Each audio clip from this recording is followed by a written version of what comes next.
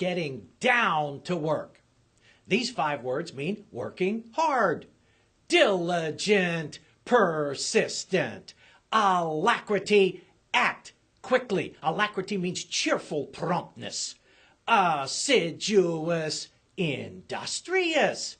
Conscientious, good conscience. Ardor, works harder. These 5 mean hardly working. Indifferent, makes no difference to me. Now, it's not that the thing that happened makes no difference. It might be the most important cosmic event since the Big Bang itself. It just makes no difference to me. Now, when you see this sign, this is a money word. I've identified the 300 most important SAT words, but there are some words that come up so often, they are pure money. They are money words, and this is the first of our money words. Nonchalant, just chillin'. No G at the end. We're just chillin'. Complacent, content.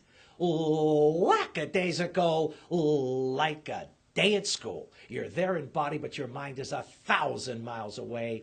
The first and one of the best clever connections ever made up by my brilliant son, Kieran, when he was only in 7th grade. Apathy. You don't give a crapathy.